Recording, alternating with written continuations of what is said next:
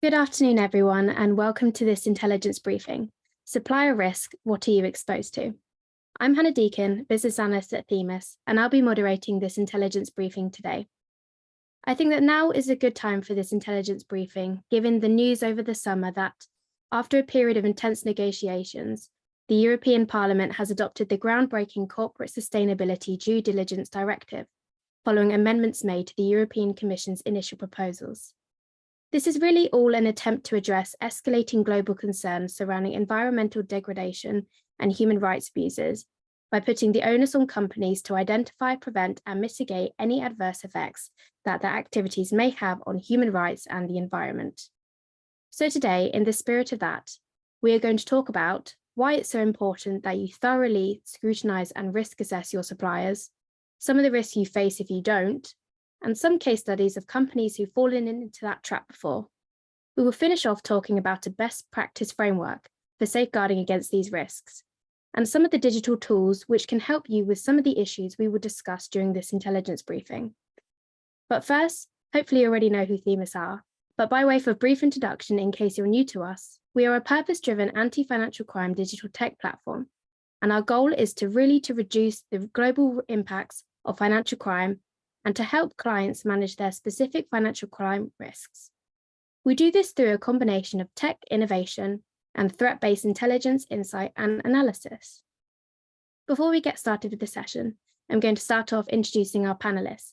We've got two Olivia speaking today, so hopefully it won't get too confusing.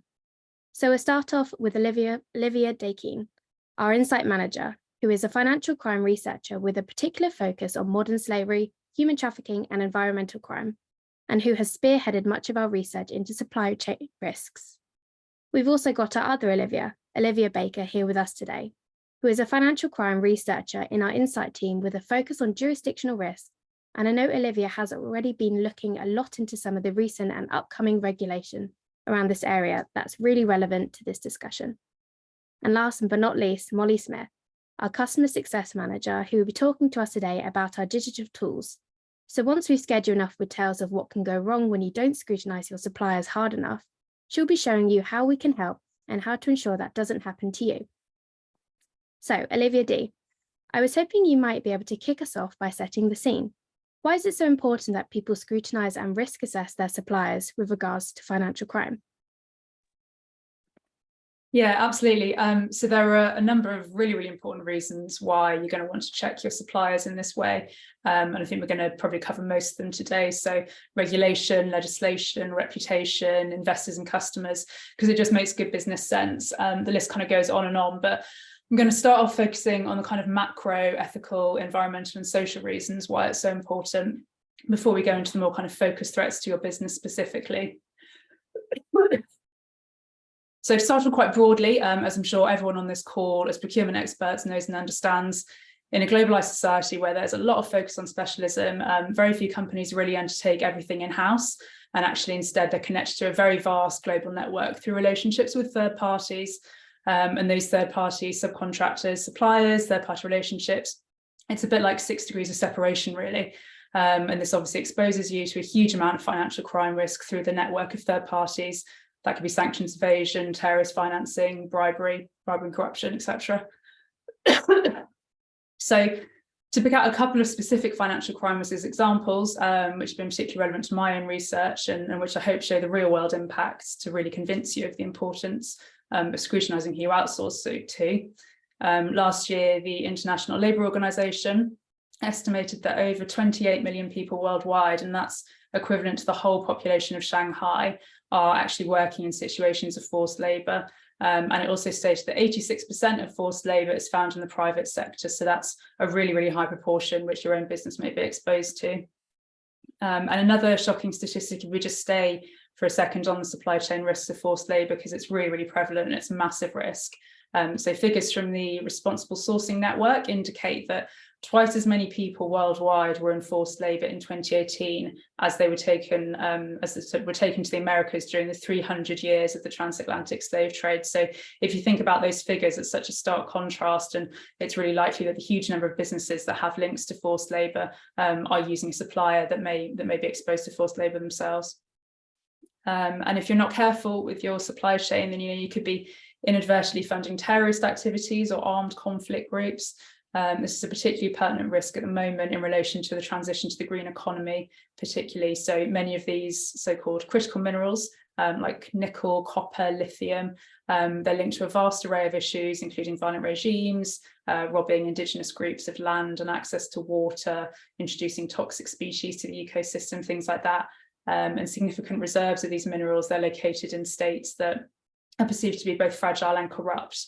And the kind of increasing extraction of these minerals that are linked to sort of batteries and things like that, they're really linked to and kind of fueling this violence and crime and social environmental destruction in many places, and especially across Africa and South America and Asia.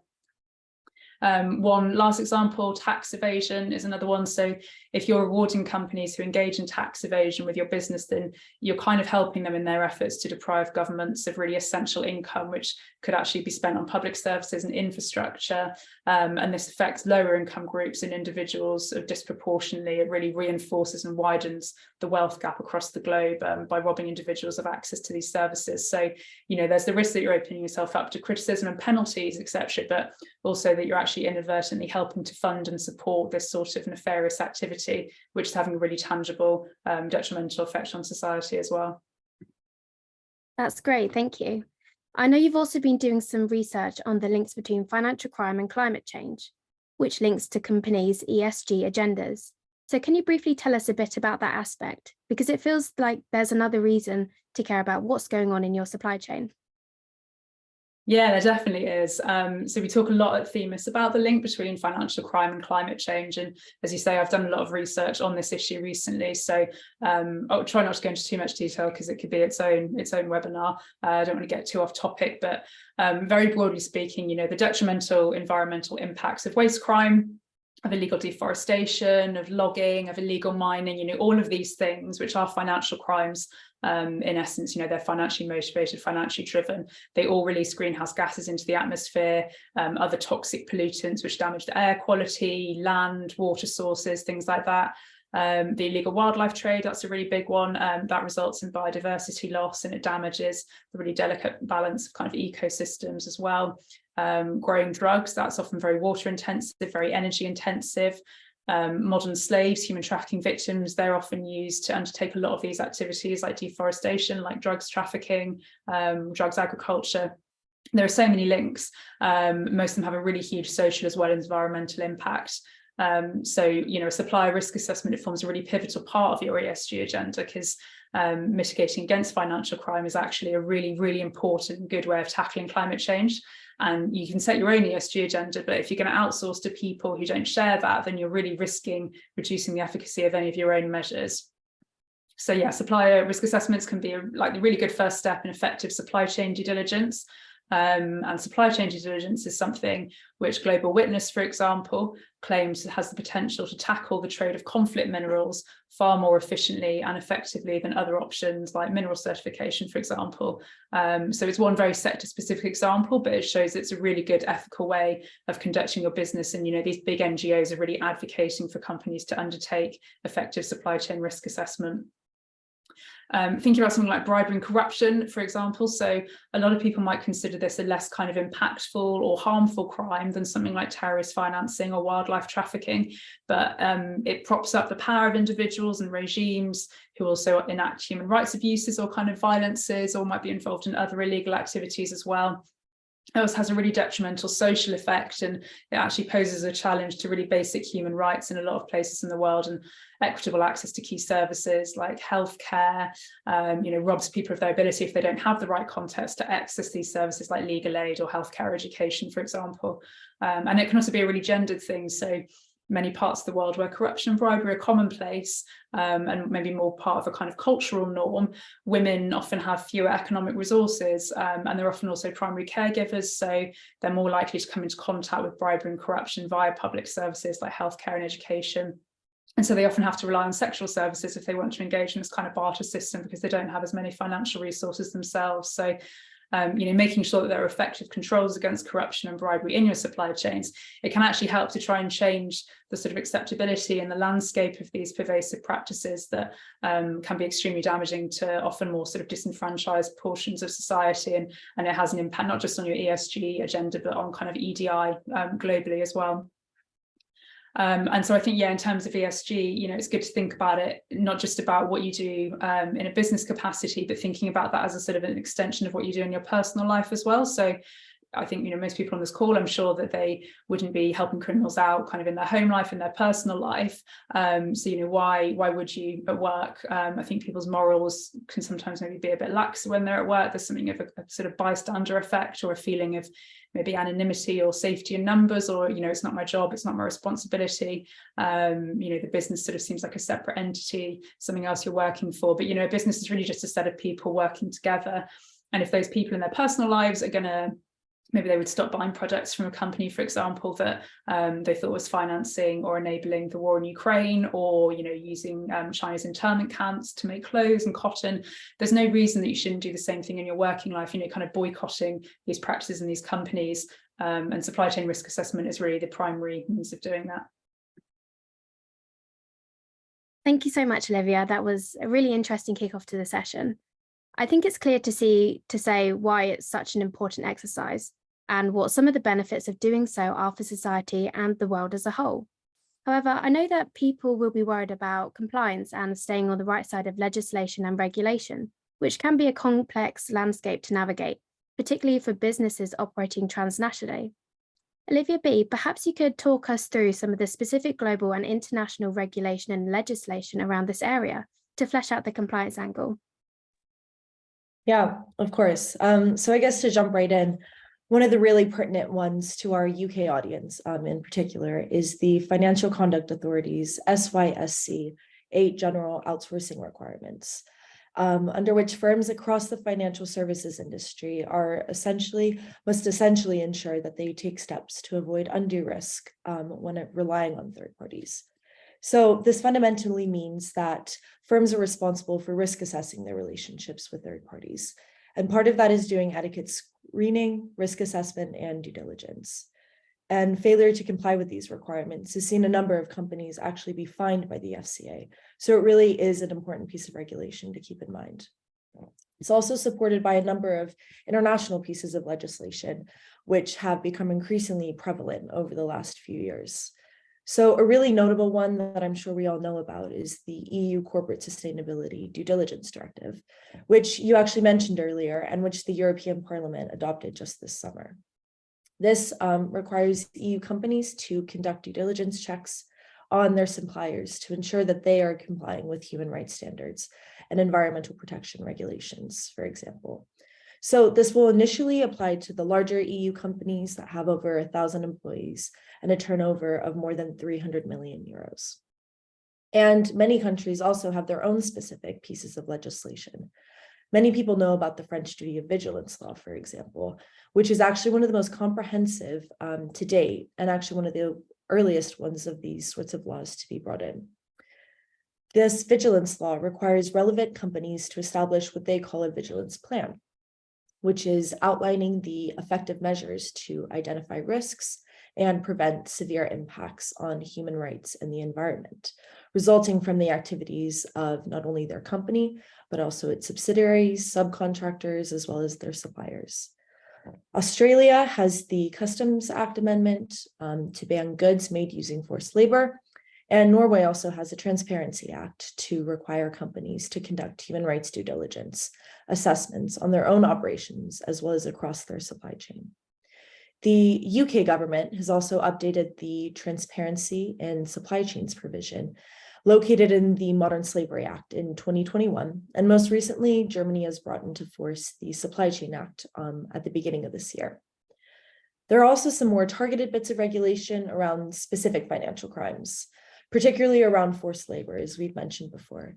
So this includes the EU import ban on goods produced with forced labor, as well as then the Uyghur Force Prevention Act in the US.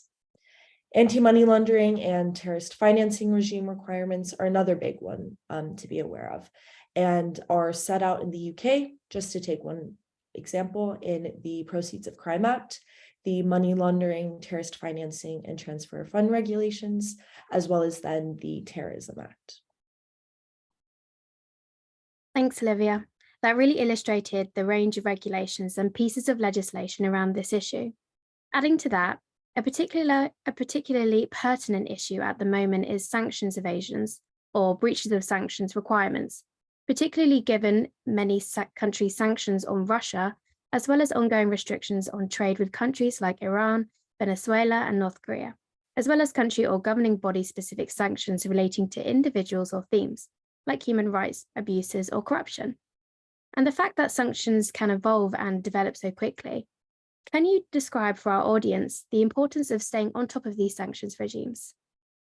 Yeah, of course. So this was really evident last year with the sort of evolving situation that we're seeing in Ukraine, with a number of different sanctions packages targeting Russia announced basically on a daily basis, but also a couple of years ago between both the US and the UK with regards to China. And this was a sort of tit for tat game of sanctions ping pong, I guess you could say, that came into play, with what seemed like retaliatory sanctions issued in response to each new preceding set of sanctions. So whenever the US and UK announced certain sanctions against China, China retaliated in response with its own sanctions against the two countries. And this constantly evolving sanctions landscape, particularly at the moment where geopolitical allegiances seem so fragile and so dependent on the world leaders that are in power at any one point, it can be a really difficult thing for firms to stay abreast of themselves, let alone worrying about what entities in their supply chains are doing. Because certain sanctions programs also render you responsible for the full spectrum of your supply chain.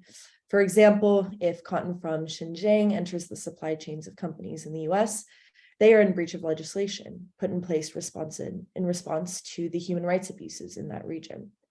And the other thing you really need to be aware of is that you might be working with suppliers themselves who are indirectly sanctioned by specific regulatory requirements, such as the OFAC 50% rule, as well as then the EU equivalent of that, which includes organizations that are owned or controlled by people and firms on a variety of sanctions lists. So that's where you really need to be checking beneficial ownership of your suppliers against sanctions lists, as well as any of the directors and the entity itself. And too often, we do see businesses only looking at the immediate counterparty, not related parties or key controllers and ownership structures. Or they may rely on poor quality sanctions data scraped from regulators' published lists without doing that extra level of due diligence. If you have an incomplete data set, that means that you might inadvertently be defying sanctions, which runs the risks of pretty major financial and reputational damages. So, I mean, really the takeaway from my answers to both of your questions, Hannah, is that almost whichever region you've incorporated in or markets you operate in or with, and certainly all the main ones internationally, there's probably going to be regulation or legislation, which makes you responsible for looking into your third-party suppliers and supply chains. And if something happens in those supply chains, you can't really plead ignorance anymore, because all of these frameworks are really telling you that you are directly responsible. That's great. Thanks, Olivia. From an ethical perspective, the international approach to scrutinizing supply chains sounds really positive in terms of increasing rigor. It is a lot, however, for companies to keep abreast of, and I'm sure it can sound like it's perhaps more of the stick and less of the carrot approach. Olivia D., to go back to you for a moment, I think there's also a good business sense angle here.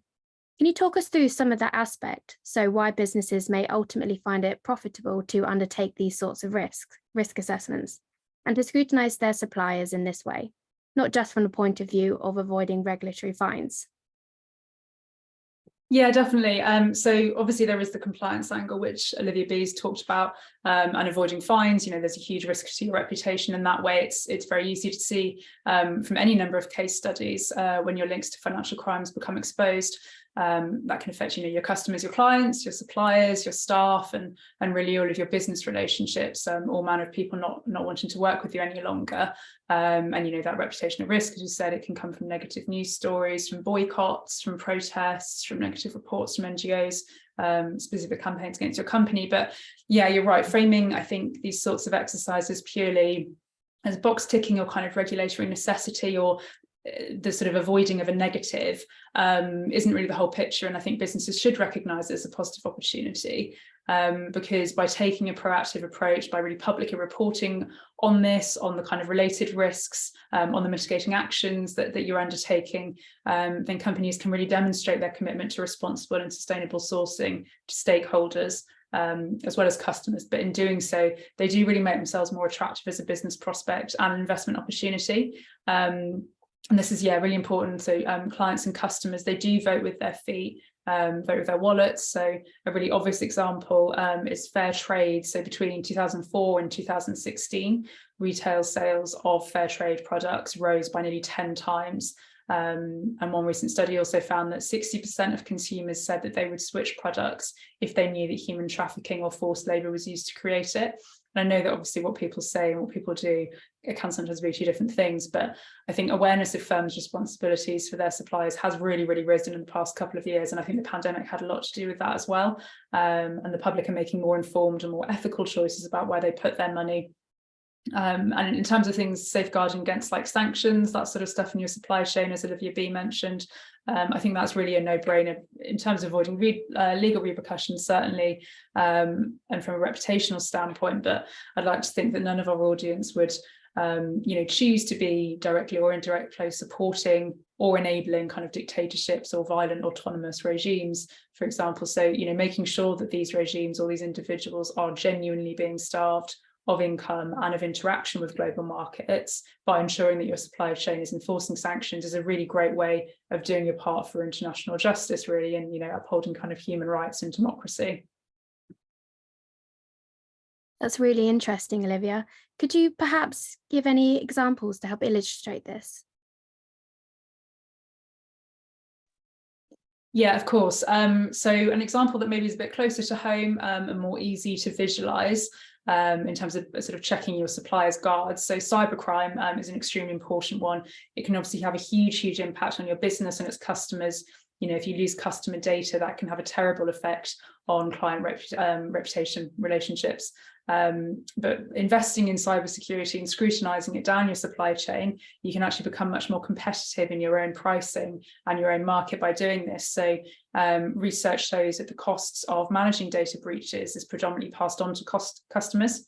So about 60% of organizations that have experienced data breaches have raised their prices. Research has found on average, companies that have experienced a significant data breach incident underperform the NASDAQ by about 9% after 1 year, and that gap can actually widen to roughly 12% after 2 years as well. And cyber risk can also result in a credit rating downgrade, so impacting a company's ability and the cost to secure financing. Companies that have weaker cybersecurity practices do actually face higher borrowing costs and increased financial risk. And it's partly because Moody's announced in 2018 that it was going to evaluate companies' cybersecurity practices when assigning credit ratings.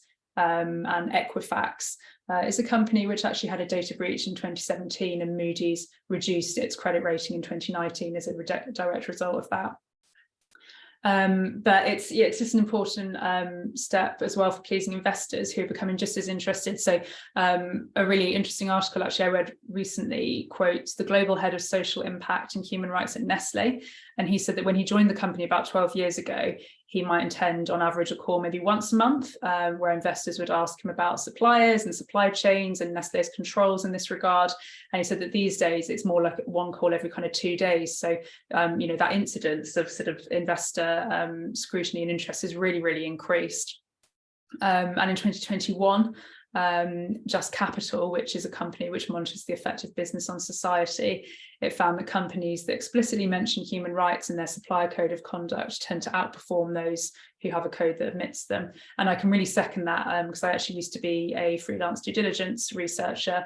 And I had so many clients increasingly, and again, particularly kind of over lockdown and kind of thereafter, asking me to specifically include a section that really scrutinized companies' human rights and environmental approaches and safeguards. So looking at their policies, but really trying to kind of pass judgment on whether or not these passed muster, and looking at whether their actions sort of really backed up the statements that they said.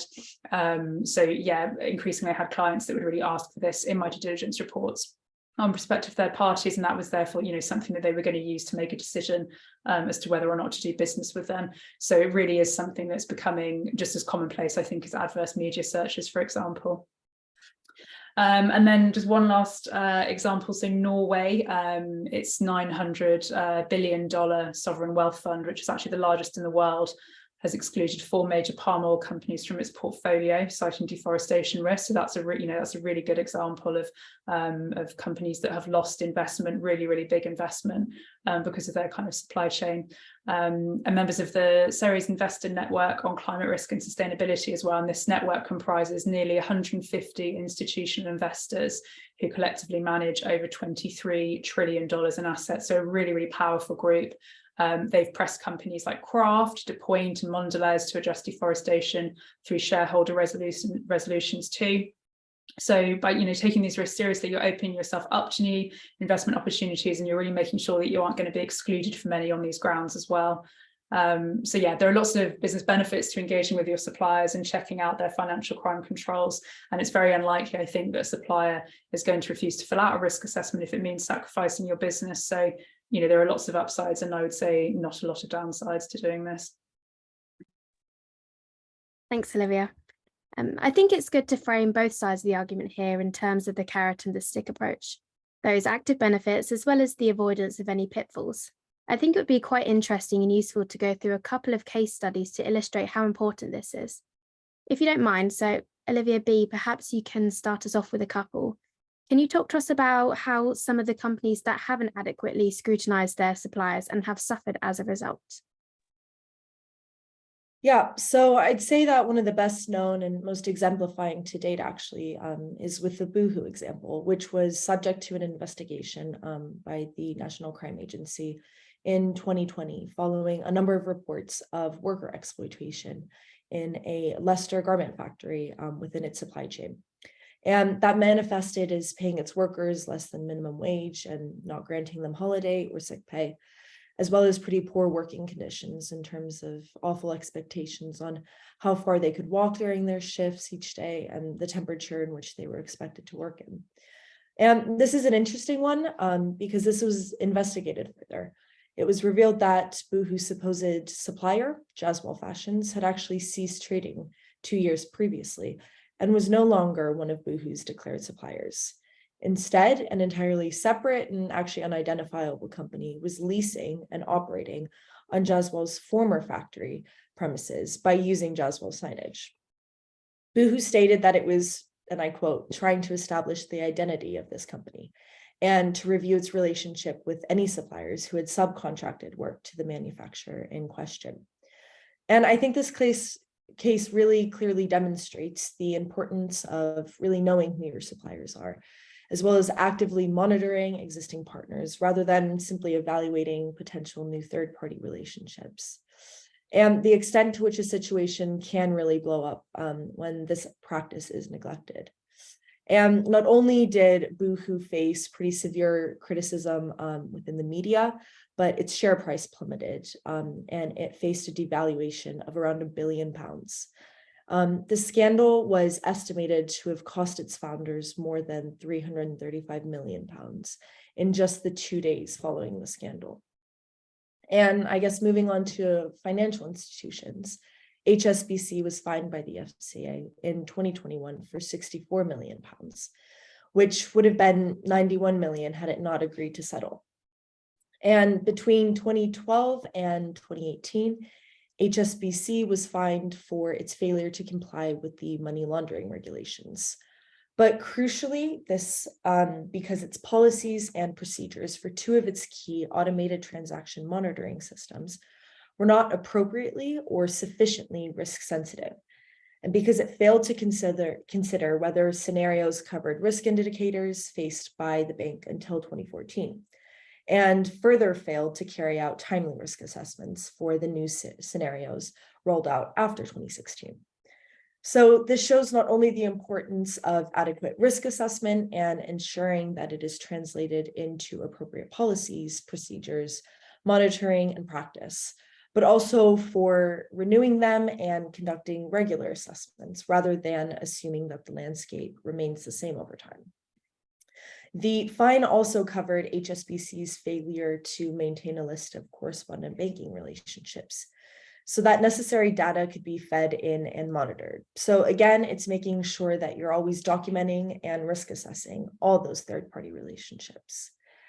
And lastly, this isn't as much of a case of one company, but an interesting report I had a look at, published by Achilles in July of last year, called Worker Exploitation, Policy versus Practice, which found that assumptions of ethical recruitment and employment practices in supply chains have left UK construction companies vulnerable to labor abuses, and that 26% of companies had failed to request or verify appropriate right-to-work documentation for agency employees. And 11% of construction companies were unable to demonstrate that they had written terms and conditions that had been issued to their workers.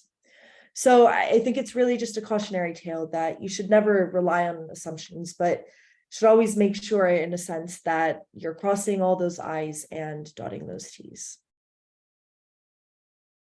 It's amazing. Thanks so much, Olivia.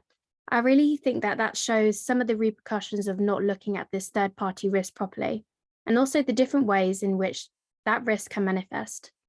Finally, Molly, it would be great if you could talk to us a little bit about the best practice frameworks that firms should have in place to safeguard against these risks of third-party supplier relationships, as well as some of the tools they have at their disposal to help reduce their third-party supplier exposure to financial crime. Absolutely, Hannah. So as Olivia B explained earlier, in order to keep on top of your legal and regulatory requirements, you do need to be scrutinising your suppliers, both when you onboard them and at least annually after that, as things change all the time, including your suppliers, sanctions, and other geopolitical relationships or situations that can change the level of risk. This means undertaking initial screening on suppliers and third parties using a platform like Themis Search, which screens against PEPs, sanctions, adverse media, and law enforcement action. So I'll just jump into the Themis Search platform now.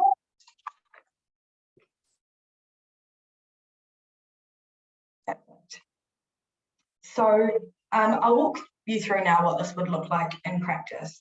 So for example, if I search for my client, which is a company called Inditex Group, and click screen, you can see that there's a match here, 100% match. If we go into preview details, you will see here that there is an adverse media flag for this company. These adverse media flags are for trafficking and exploitation and some reputational risk exposure, which includes aggressive tax avoidance. This is really important because Inditex is actually the parent company of brands like Zara and Bershka. If we click into one of these adverse media links, you'll see that in 2001, the company was accused of profiting from forced labor by sourcing clothing from factories in China, which used forced labor. So this example is an example that illustrates both as a company, understanding the length and breadth of your supply chain, including parent and sister companies and subsidiaries, and the possible financial crime risks at play, and the reputational risk that may have. Once you've run the initial screening and search on your customer, you can then go ahead and add them into ongoing monitoring. What that will do was automatically track anything like adverse media, PEPs, sanctions, and so on, and you'll be alerted when any new matches come to light. This will save you a lot of time and worry over continual and repetitive screening and how often you should do it, as it refreshes daily and will send you an alert if there are any changes. Once you've done both of those things, you may want to do further dive in and do a risk assessment on your suppliers. So you can use something like Themis digital risk assessment to do so. Our supplier risk assessment allows you to map out high-risk geographies and sectors and possible touch points from financial crime, including modern slavery, drugs and arms trafficking, bribery and corruption, and the illegal wildlife trade amongst your third-party suppliers. And by extension, helps you mitigate these threats effectively and efficiently. It also helps you understand potential ESG issues on your third-party suppliers. Effective supply chain due diligence starts with a thorough risk assessment, so you can understand your own high-risk areas and where to best focus your efforts. It also allows you to monitor changes or set a benchmark for continuous improvement, generate reports to enable management to make informed decisions, and work with your suppliers to improve their compliance and reduce your risk exposure.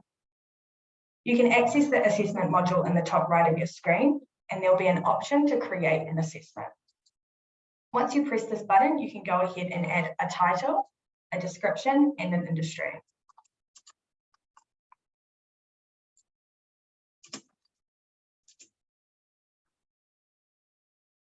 The description here is optional, but will just allow you to differentiate between different risk assessments. And from here, you can either click from the drop down or just start typing and it will pre-populate. You can also personalize the email invitation message and welcome page messages now, or you can do it just before you send it out to your supplier. From here, you can go ahead and click next and select the question sets that you'd like your risk assessment to include. These are broken down into two sections, capabilities and controls. You can also preview the question set before you add it to your risk assessment by using the drop-down menu here. While you may feel that some question sets are less relevant to your business than others, I always recommend adding all the question sets to get a more comprehensive result.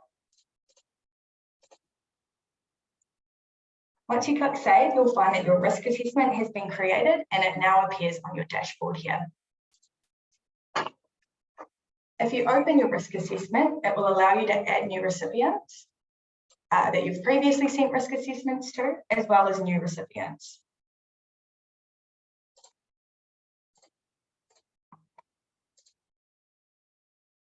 Once you've added in the recipients there, you can also send it to multiple individuals at once. So if you wanted to add in a new supplier, you can go in here, add the company name, recipient name, and an email address for it to go to. And go ahead and click add. From here, you'll just need to send it out by clicking the action and click send. Again, here you'll see the option to alter your messages for both the email invitation and the welcome page message. If you give that a refresh, it will now appear as sent down there. Once a customer or supplier has completed the risk assessment, you can now go in and see what rating the system has given it. So for example here, our supplier has been awarded a status of a BBB-. If you wanted to go into more depth in this, you can click into it and this will show you some more information. This will show you the overall score as well as the heat maps for their scores. So this is again split into the two sections, controls and capabilities. From here, you can also see a breakdown for each of the question sets. And most importantly, suggestions on what the issues are, the risks it may pose to your organisation, and how you can work together to fix these by the recommendations. If the recipient scores poorly, so in this case, probably a lot of room for improvement, you can send them this information by clicking right down the bottom here, create report. And what this will do is it will take all the information in together, including those graphs and the recommendations, and you can send that to the customer to work on together. One thing that's really worth mentioning is that it's just important to be doing this for existing suppliers as it is for new ones. Third-party risk does not end when the contract is signed. Suppliers' risk profiles evolve over time and they change their policies, processes, and other supply chains. And regular review and assessment is vital. The risk assessment for your suppliers really does need to be an annual exercise and something you include in your procurement policy. it's important that you state that you will only work with businesses who meet your financial crime standards. Perfect. So that's our risk assessment tool. If you'd like a one-on-one demo, please get in touch with us via our website. Thanks so much, Molly. These look like great tools and hopefully ones that will really help firms in their fight against financial crime and help reduce their exposure to it. We've now got time for a couple of audience questions. And our first one here is from Michael, which I think is a great one to start off with, particularly given our current climate of rising costs. How can companies strike a balance between cost efficiency and risk mitigation when selecting and vetting suppliers? I think I'm going to direct that one to Olivia B. Yeah, a really great question, Michael. Thank you. And I think just to keep it really simple is just to make sure that you're putting efforts into the right place. So talk to an expert, for example, because it really will save you from going round in circles and inefficiently throwing money at a problem when you haven't really broken it down into its separate parts and assessed it all properly. And risk assessments are that first stage in understanding how much risk you have, as Molly just showed us. You can't strike a balance between risk mitigation and cost efficiency if you don't know how much risk you're facing, because you can't weigh it up if you can't quantify it. So really doing a proper assessment means that you will be able to strike that balance between making sure your efforts and your investment in controls are proportional to your risk. I'd also say it's one of those things that short-term might require some initial outlay, but that you really will make it back in terms of avoiding any penalties or shareholders leaving or even losing customers through a scandal. And also because you can confer that competitive advantage by being able to shout about what you're doing. And that means that you may attract even new investment and companies and customers, and thereby improve your financials. So, I think the balance to be struck is really about properly weighing up those risks and understanding it to be a really vital investment rather than a sort of nice to have. Thanks, Olivia. Our next question is from Isabel. How are current geopolitical factors influencing hidden supply chain risks and financial crime vulnerabilities? Olivia D, should I direct that one to you? Yeah, why not? So I think, another great question, and one that could probably do with its own whole separate intelligence briefing, but I'll try and keep it reasonably brief. So I think the first fairly obvious one is sanctions evasion, as we talked about earlier, both me and Olivia B, because there are so many different sanctions regimes that companies need to keep abreast of. And although things have settled down a little bit now, there was that period right at the start of the Russian invasion of Ukraine last year. I think Olivia B talked about it in terms of kind of like a game of ping pong, where things were sort of changing almost daily, like on an almost hourly basis. It was really, really hard for companies to keep up with all the new people and entities that were being added to those sanctions lists. So if you think about all of that and that situation, not all of the companies in your supply chain are going to have the most evolved tech software that helps them to scan for sanctions on an hourly, on a daily basis that gives them those updates. And although I'm by no means suggesting that all of the companies in your supply chain are going to have links to Russian oligarchs or the regime or governments and stuff, I think it really does highlight the breadth of the risk that you're exposed to, and how much of it in that sense is almost more out of your control. And then the fact that these sorts of conflicts, they disrupt well-established supply chain routes. That means that companies are always going to be scrambling to find new routes, new suppliers, new producers, which in turn means that there's going to be more competition for those routes, and therefore that might increase the risk of bribery or corruption, perhaps, in order to secure them. It probably will also increase the risk of fraud, so trying to cover up origins or destination or transit of goods or services through those sorts of regions, coming to or from the area as well. So lots of opportunity for kind of dodgy dealings to be covered up with fraud. And if we just stay on Russia and the Ukraine as just a key example here as well, so that invasion has massively increased human trafficking activity in the region. When people are displaced, they become much more vulnerable, and traffickers are unfortunately always very quick to take advantage of new situations and to adapt. And indeed, when their other income might be jeopardized, people will turn to commodities, and people see people as commodities to sell and to kind of increase their own kind of financial resource. Illegal logging has also really increased in the region as a result of the invasion as well. So, whatever way you cut it, really, conflict just increases all types of financial crime, because criminals really move into the sort of law and order vacuum there, and they take advantage of that chaos. And people are becoming more desperate for survival in places and times of conflict, so they need to turn to crime as a means of supporting themselves as well. So if financial crime incidence is going to increase as a result of conflict, then really by default, given our very globalized supply chain that we've already talked about, the ways in which we're connected to so many different regions, then your supply chain risk is also going to increase with these geopolitical tensions as well. And things get a little bit murkier and a bit more difficult to scrutinize in troubled times like this as well. Established processes and procedures and governance that breaks down, and new and temporary ways of working have to be put in place really quickly and quite rapidly, perhaps without the kind of adequate or sort of rigorous normal checks that would take place. So it may be hard to identify what's going on, and reduced transparency always really increases the risk, because you can't see what's going on, you can't really easily quantify it.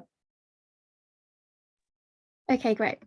I think we have time for one more. Simon has asked, could you maybe tell us a bit more about the role you think consumers have to play in this, or all of us in our everyday lives as well as in our business roles? How can we help clean up global supply chains?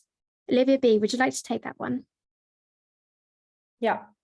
Well, something I think is quite interesting is that there's a whole range of new digital tools and technologies that help consumers make these more informed and ethical choices. So this includes QR codes and phone apps, as well as interactive websites, which can show the provenance of a product or act as a sort of ethical certification. So for example, making sure that there isn't deforestation or forced labor in a supply chain of a product they're going to buy. So they really do have more tools at their disposal and fingertips to do their own investigation. And something that in Olivia D's example with regards to fair trade really shows that that is something that is valued and wanted. We're really passionate here at Themis about what we call normalizing due diligence as well. And so this is about really empowering the public and the non-experts to do their own research into firms and individuals that they might themselves be dealing with. So as your own customers and clients, as well as governments and media and enforcement agencies are becoming increasingly empowered with more and more data readily available at their fingertips, then it seems really unwise not to do the same yourself and to really keep ahead of that knowledge and understanding, as you really don't want to be caught out. You need to also know where the holes are in order to plug them. If you don't find them, you aren't going to be able to do anything about them.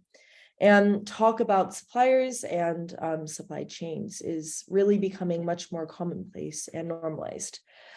Joe Rogan even interviewed an expert on forced labor in supply chains last year.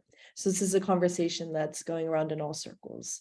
And the good thing about this sort of scrutiny of your suppliers is that if you find something, it doesn't have to be a bad thing or a black mark against you. You can really see it as almost an opportunity to enact change and create that meaningful dialogue with them so that things do change for the better. Because many suppliers will be willing to amend and improve their controls and practices. If not doing so means potentially losing your valuable business. Great. Well, thanks so much for sending those questions in, everyone. And do, of course, get in touch with us if there's anything else you'd like to ask after today's session.